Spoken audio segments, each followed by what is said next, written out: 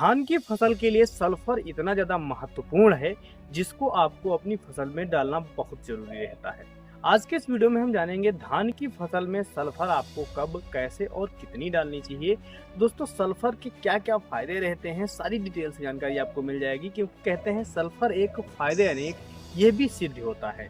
Sulphur अगर आप अपनी फसल में डालेंगे तो रोग प्रतिरोधक क्षमता बढ़ती है, पैदावार अच्छी होती है, हरियाली और टिल्लिंग ग्रोथ सारी चीज़ें बढ़ती है। चलिए जानते हैं कैसे आपको डालनी है, कितनी मात्रा में डालनी है, कब आपको डालनी है। सल्फर हमारी फसल में 3 प्रकार से काम करता है। माइक्रोन्यूट्रिएंट्स की तरह, फंगीसाइड की तरह, कीटनाशक की तरह और रोग प्रतिरोधक क्षमता बढ़ाने यानी इम्यूनिटी सिस्टम को डेवलप करने में सहायक रहता है। जब हम अपनी फसल में सल्फर का प्रयोग करते हैं तो पौधे में प्रोटीन की जो मात्रा है वो तीव्र गति से बढ़ने लगती है, जिससे पौधे में क्लोरोफिल की मात्रा यानी हरित लवण की मात्रा अधिक हो जाती है। जब पौधा हमारा अधिक हरा दिखने लगता है तो उसमें प्रकाश संश्लेषण की क्रिया यानी फोटोसंस्थित की प्रक्रिया जो है बढ़िया तीव्र गति से होने लगती है, जिससे पौधा ग्रोथ अच्छे से करेगा, उसमें कलों का फुटाव बढ़िया होगा और पौधा रोगरोधी और स्वस्थ होता है। जब पौधा स्वस्थ होता है तो उसमें दानों का भराव बढ़िया होता है, जो दानों पर धब्बे दिखाई देते हैं उनसे भी छुटकारा मिल जाता है और दानों में चमक आती है, वजन दाने होते हैं।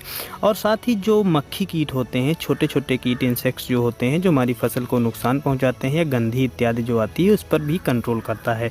जैसा कि हमने बताया कि कीटनाशक और फंगीसाइड का भी काम करता है, तो छोटे मोटे जो फंगस से जनित रोग लगते हैं उन पर भी यह बढ़िया कंट्रोल कर लेता है। तो ये हुई कुछ इसकी खास बातें और फायदे। अब बात करते हैं सल्फर की कमी के लक्षण आप कैसे पहचानेंगे। जब हमारी फसल में नए पौधे में, नए कल्लों में और नई पत्तियों पर पीलापन दिखाई देता है, तब आप समझ जाइए कि हमारी फसल में सल्फर की कमी हो चुकी है।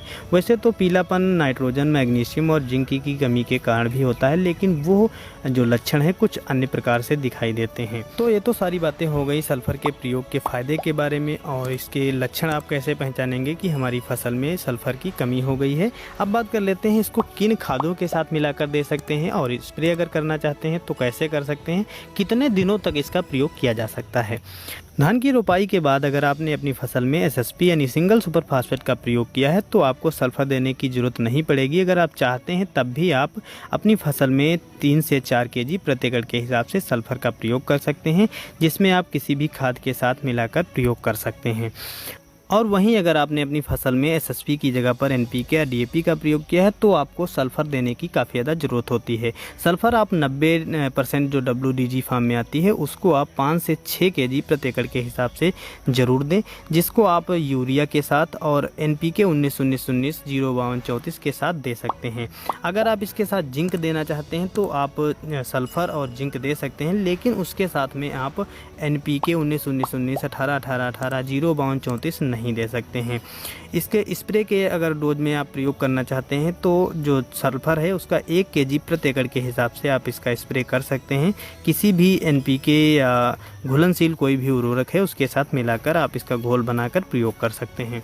दोस्तों, चलते चलते आप लोगों को यह बता दें कि अगर आप अपनी फसल में इसका प्रयोग अभी तक नहीं किए हैं तो धान की बालियां निकलने से पहले आप इसका प्रयोग कर सकते हैं। चाहे तो आप किसी खाद में मिलाकर भी प्रयोग कर सकते हैं। अगर 90% वाली प्रयोग करते हैं तो 5 से 6 केजी प्रति एकड़ के हिसाब से, और अगर आप 80% वाली WD फार्म वाली जो सल्फर आती है उसका प्रयोग करते हैं तो 6 से 7 केजी प्रति एकड़ के हिसाब से इसका प्रयोग करना है।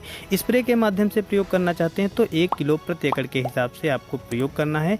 इसको आप चाहें तो कीटनाशक या फफूंदनाशी के साथ भी मिलाकर प्रयोग कर सकते हैं, लेकिन आपको कीटनाशक, फफूंदनाशी और फर्टिलाइज़र एक साथ में नहीं मिलाना है।